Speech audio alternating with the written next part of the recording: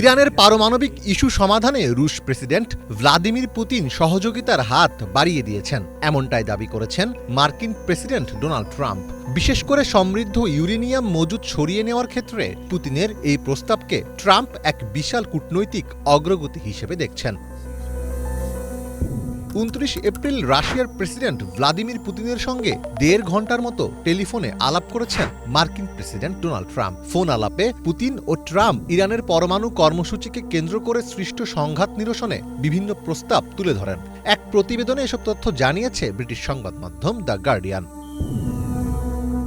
Phone আলাপের শুরুতে Putin সম্প্রতি হোয়াইট হাউসের একটি অনুষ্ঠানে ট্রাম্পকে লক্ষ্য করে চালানো আততায়ীর হামলার চেষ্টার তীব্র নিন্দা জানান এবং ট্রাম্পের প্রতি সমবেদনা প্রকাশ করেন। প্রেসিডেন্ট ট্রাম্প জানান, পুতিনের সঙ্গে টেলিফোনে তার খুবই ফলপ্রসূ আলোচনা হয়েছে।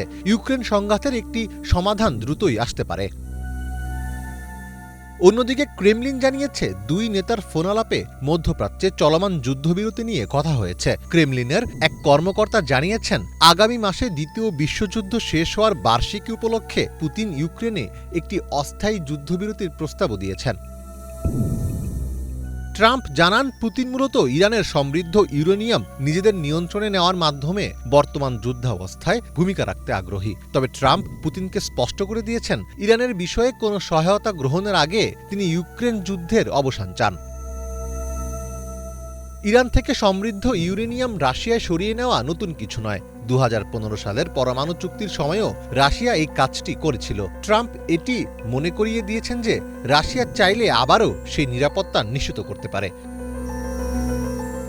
রাশিয়া ও ইরান উভয়ই মার্কিন নিষেধাজ্ঞার কবলে থাকা দেশ। পুতিন যদি ট্রাম্পের সাথে মিলে ইরানের পারমাণবিক জট খুলতে পারেন, তবে রাশিয়ার ওপর থেকেও আন্তর্জাতিক নিষেধাজ্ঞা শিথিল করার দাবি তোলা সহজ হবে।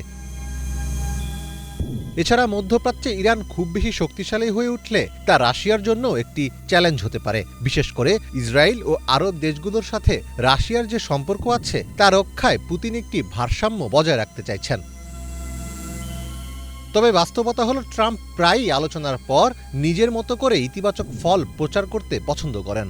ফলে পুতিন এখনই ইরানের বিপক্ষে যাচ্ছেন এমনটি এত সহজে বলা যাচ্ছে না। পুতিন রাশিয়াকে কেবল একটি মধ্যস্থতাকারীর ভূমিকায় রাখতে চাইছেন বলেই মনে করছেন বিশ্লেষকেরা। মীর ফজলে রাব্বি, বাংলা ভিশন।